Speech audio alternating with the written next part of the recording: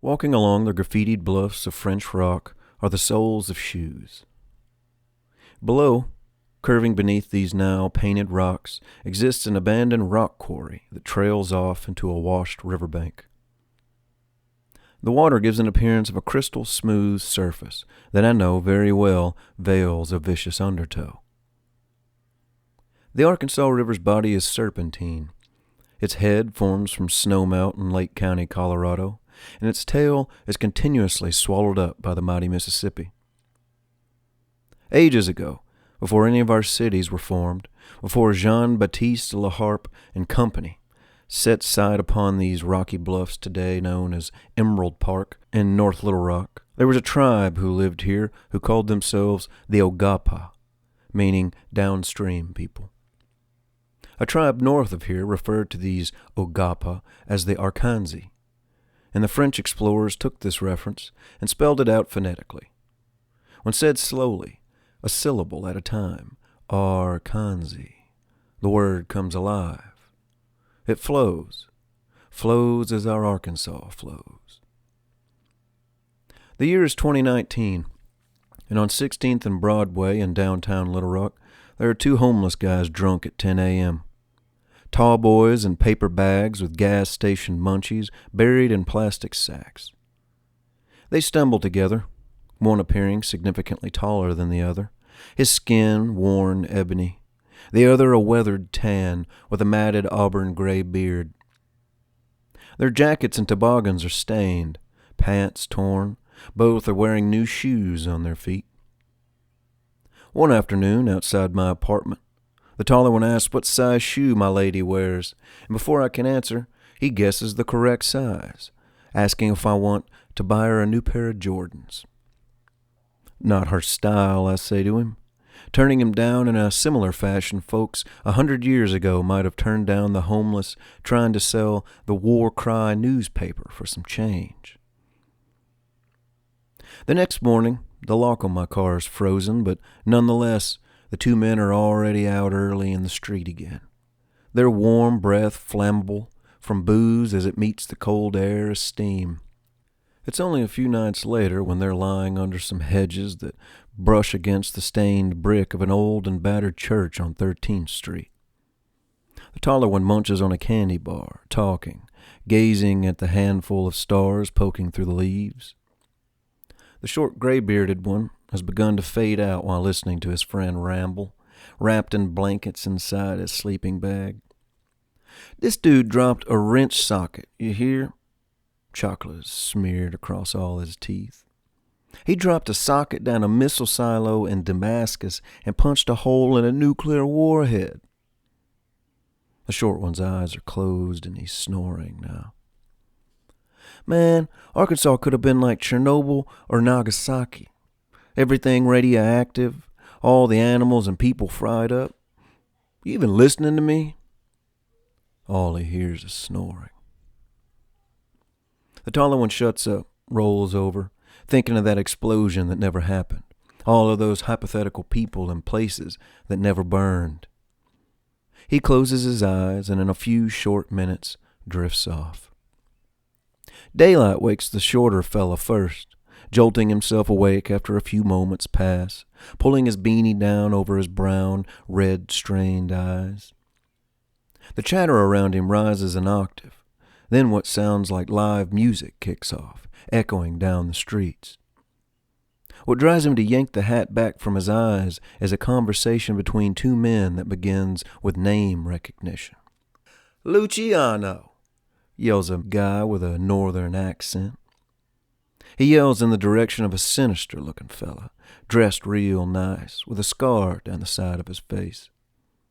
This shout wakes the taller friend passed out on the sidewalk. He's been dreaming quite mundane things, such as taking a warm shower in a warm house. He rolls over, grunts, making noises that are almost clear words, saying, "F-f-" and starts coughing immediately. This guy doing the talking, the one with the northeast cadence, his name's Brennan, a New York detective, turns out.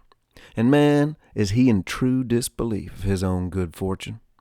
In a city thriving with gambling, prostitution, booze, and a few ghosts haunting hotel rooms, somehow this Brennan guy has just pinpointed public enemy number one, the leader of the Italian five-family crime syndicate, Lucky Luciano. "You ain't lucky today, Luck," Brennan says to Luciano. "I bet Oni Madden set you up nice, huh?" Luciano doesn't say a word. He just smiles. The two friends can't make sense of what's going on. How do they explain that there's laughter in sunny streets, or that the air has turned from cold to warm? "Man," the taller one says, "how we get in Hot Springs? This is downtown Hot Springs. Explain to me something." The shorter one has no answers for his friend. What they're not aware of is that it isn't even the same year. It's April 1st, 1936, and in a few moments both men are about to embark on a journey. They, of course, don't know any of this. What they do know, they see with their own eyes.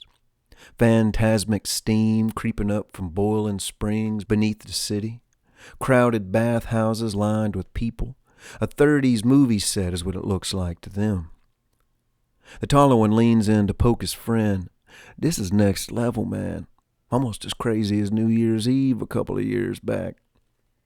The shorter one laughs and widens his eyes. "Almost." In the background, Brennan has put cuffs on Luciano, while our two time-traveling gents pay them no mind, standing to stretch as the shorter one heads towards the springs, his friend following, and soon they are dipping their hands in warm, bubbling spring water, splashing it on their faces. "Yeah," the taller one says with a yawn. "I need some drink." His friend agrees. "You know one of us is dreaming, Hoss." The short one laughs afterward with a hint of disbelief. The taller one spouts back. "You probably right, but is it you or me dreaming up this mess?" And right then, with their hands dipped in the springs, rinsing the dirt from their faces and arms, laughing with timid absurdity, things get weirder, much weirder. The water vanishes. They both freeze. "Lord help me," the taller one says. The short one takes a few shaky breaths before saying, "Tell him to help us both, Hoss." They can barely see what's around them, but turns out to be acres of delta land stretching on and into the night. Flooded swamps and heavy brush are exposed with the glint of the moon, and there's a fire raging bright. The taller one looks to his friend questioningly, still not taking things too soberly, noticing something about his friend that's different. "Man," his voice low, "what's that around your neck?" Each man looks to the other. The shorter one swallows, his neck hindered. "Looks to be the same thing as around your neck." The taller one clenches his jaw. "Oh, man, one of us needs to wake his ass up." "Yeah," the shorter one says, his wrists aching from the knot tied around them behind his back. "But which one?" There's a man approaching, exposed only by firelight, running his hand down an auburn-colored horse anchored to the front of the carriage beneath their feet. He glances up at the two bewildered men, gritting and spraying an aerosol of spit in their direction. There's a moment of silence before he slaps the horse and it leaps forward. Neither man makes a sound on the drop.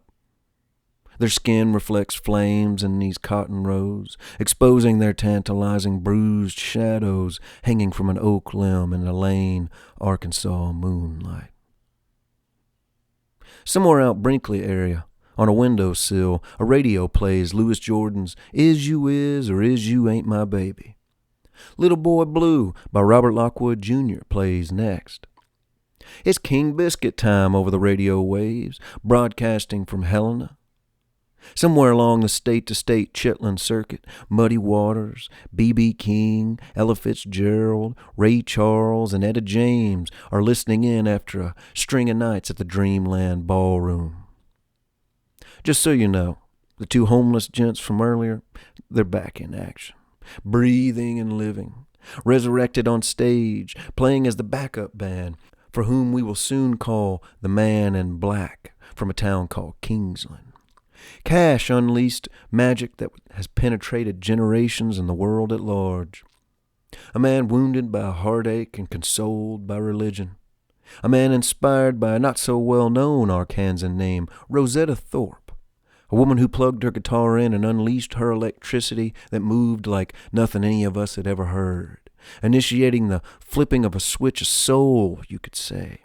Singing songs first sung in cotton fields and churches. Those working on farms with dirt in their crevices and blues wailing through their veins, bursting out of their fingers, moving through their legs, flying like feathers out of their lips.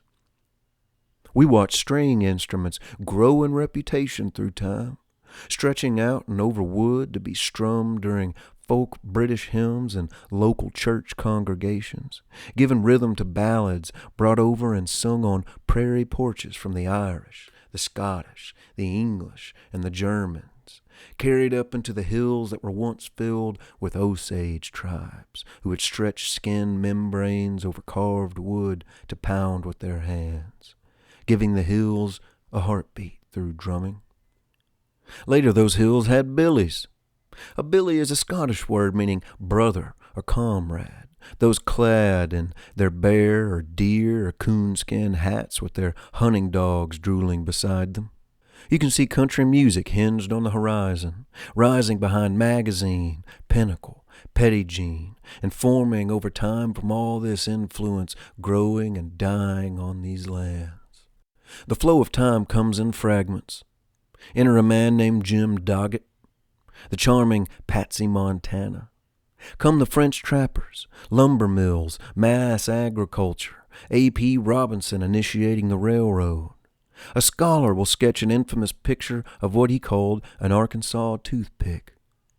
A girl kills herself in Monticello, but her ghost refuses to leave the house. Commonwealth Socialist College is built in Mena with the intent to aid in the shift to a new and changing world.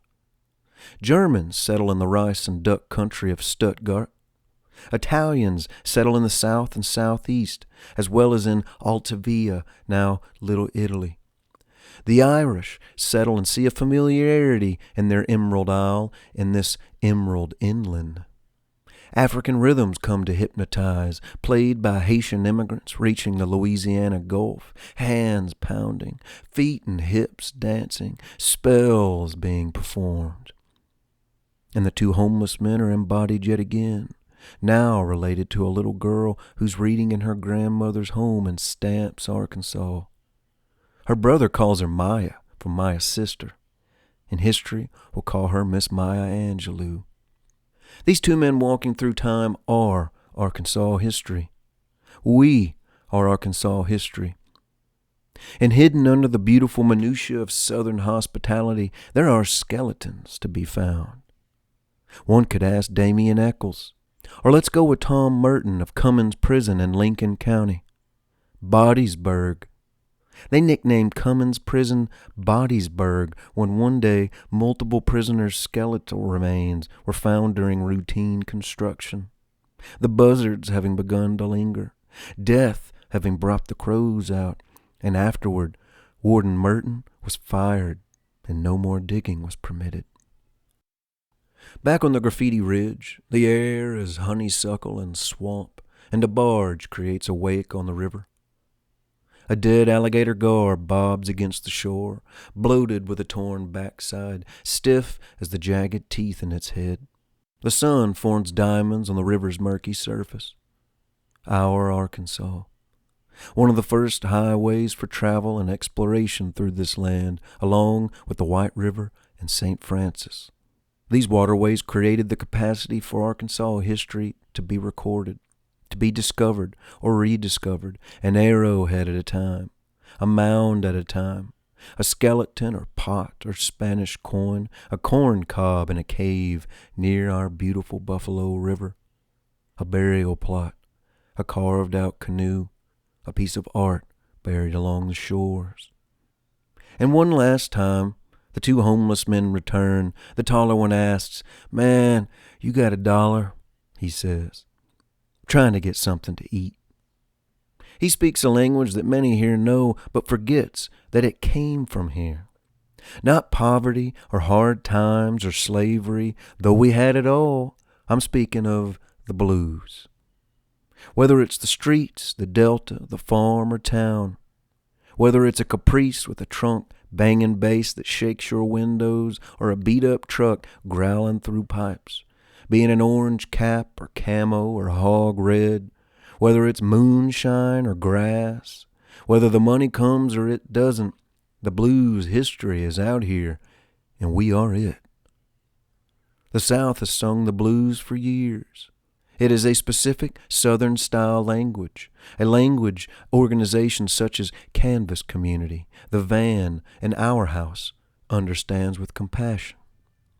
It's pressure amassed from the past and pressure building from an uncertain future, and the representative diamond flag reveals more than we know. Diamonds in the rough.